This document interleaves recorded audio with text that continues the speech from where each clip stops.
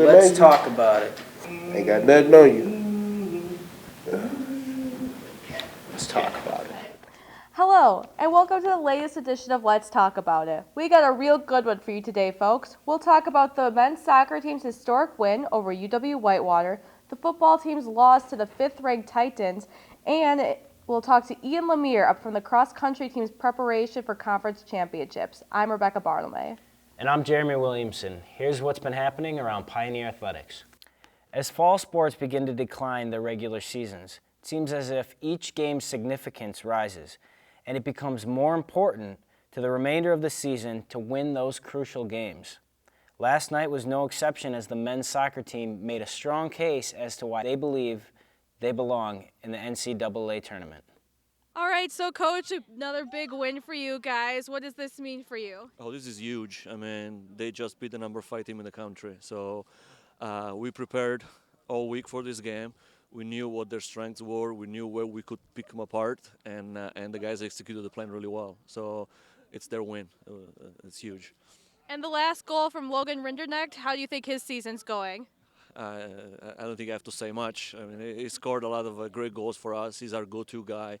And, I mean, the guy is tireless. He never stops. He always finds a way to put one in the net. And this one was probably the biggest goal of the season so far. All right, and now you have another game coming up on Sunday. What are you going to do to take it a step above? Well, I mean, this is huge not only because we beat the number 5 in the country, but we still have a chance to make the NCAA tournament. I mean, we beat Oshkosh, now we beat these guys. We just can't lay an egg on Sunday. We need to go there. It's senior night. We want to make sure that we perform well for the seniors, and then we want to follow up on this big win here and win the next one, and then hope to play again. You know, we don't want this Sunday to be the last game. We'd like to play more, and I think these guys deserve to play more because they're playing their hearts out all season long. All right. Well, thank you so much, and congrats again. Thank you. I'm here with Scott Civic and Logan Rinderknecht. Now, guys, how does it feel to beat the number 5 team in the nation? Unbelievable. It was a great game, great team effort. Came out huge. Everyone played their best game. We knew that was going to take. It was going to take a near perfect effort by everyone, and I think that's what happened today. Coming into this game, I mean, number 5 wasn't really a number to us. It's just another team to beat. This year's for the seniors, and you can't really forget that. They've done so much for us, and playing our hearts out is all that really matters. And topping it off with the number 5 team in the nation just makes it even better. It all started with the defense. It all started with the counterattack, and if it wasn't for Tommy Bitter, I wouldn't have had the ball in the first place for the shot. So I couldn't thank the defense and everyone that kind of built up this play, and it's been quite an experience. How do you feel the rest of the season is going to go? I think it's going to go good. Topping these last 2 games against Oshkosh and now Whitewater has kind of really boosted that confidence and has really proved that we are a really good team and that we have a chance at going to the tournament. And Scott, your senior year now, and you only have a couple games left. How does that feel? It's pretty emotional. This is going to be a big game, and winning it means we have a shot of making the tournament, and I can't ask for a better opportunity to end my college career on. It's exciting. Looking forward to it, and we just got to take it to Carroll on Sunday. Playing for the team, playing for our school, and I think that's kind of the biggest motivation for us. All right, well, congratulations on your win again. Thank you. Thank you. Yes. They will conclude their regular season at home with a game against Carroll University on Sunday. The Pioneer Stadium was packed this past Saturday when the number 12 Pioneer team took on the number 5 Titans from UW-Oshkosh. The Titans boasted the conference leading offense, while the Pioneers had solidified themselves as the best pass defense in the WIAC. The Titans used a 28-point first quarter to propel themselves to an early lead. The Pioneers were unable to overcome their first quarter deficit and eventually lost 63-28. Junior cross-country runner Ian LaMere has been representing the men's cross-country team exceptionally well this season as one of the best runners in the nation. I got a chance to sit down with him as well as head coach Tom Atczak and discuss how the season has been going as well as the WIAC Conference Championships coming up this weekend. Hi, I'm Jeremy Williamson, and I'm joined with head cross-country coach Tom Atczak as well as junior cross-country runner Ian LaMere. As far as men's and women's, both teams, how are they looking going into the WIAC championships? Well, I think our women's team stands to improve quite a bit from last year. We were just talking last night at our team meeting. We probably have more depth than we've had in the last 5 or 6 years.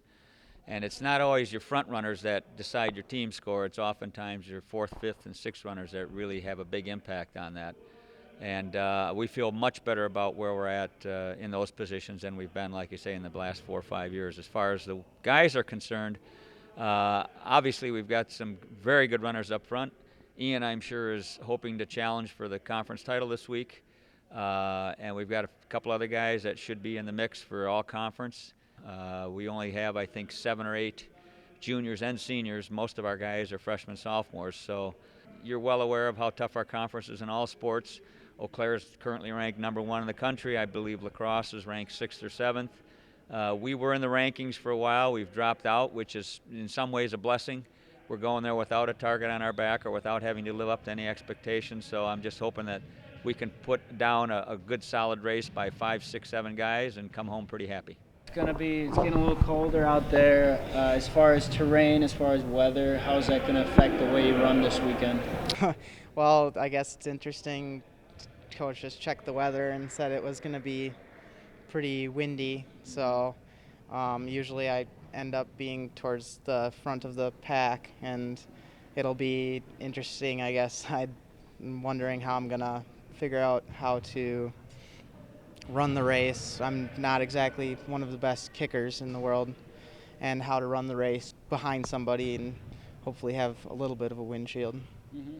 Preparing for such a big race like this, I talked to you guys earlier in the season. You said we're going to save up for the big races. But you've already had a couple really big races. How do you prepare for an event like this as far as this week and going into it? I guess get sleep, eat right, do my workouts for the most part. Our coach says here all the time, like, if you do the workouts and you eat right and you sleep right, the rest should take care of itself. And going into this meet, that's, I guess, what I'm hoping will happen. Who are some other the top runners as far as the men's team, and what do you expect to see from them? Well, one of the other guys that's already gotten some publicity by the exponent, Jason Winchell, who's, he's diabetic, just a little over a year after being diagnosed with type 1 diabetes. He's been running great for us. Maybe working a little bit too hard on some instances. He's a super hard worker, as are most of my good guys. Freshman Zach Lee, who's been a great addition to the team this year. And then we've got 4 or 5 other guys in there. I think of Dan LaCroix, Walker Rhines, Logan Steinoff, and I'm sure I'm missing somebody. Brian Rivers, who are all a good, solid 4, 5, 6 guys, 7 guys. So hopefully some of those guys will step forward and really get after it this weekend and probably hopefully run the best races of the season. The weather would be nice if the weather was nicer, but I always remind my guys, if it's raining on everybody. As far as what you know about yourself, your timing, your pace and everything, and what you've seen other runners, such as runners from Eau Claire who rank first in the nation, where do you see yourself right now? How is that playing out as far as where you're sitting at within the top runners? Well, I kind of am hoping to, like he said, be in contention for a conference championship. But there's a lot of good runners out there, and I guess it's going to come down to the race and we have from Eau Claire, there's Josh Thorson is a very talented runner, and there's a lot of runners from a lot of the different schools that it'll be tough to challenge for the conference championship.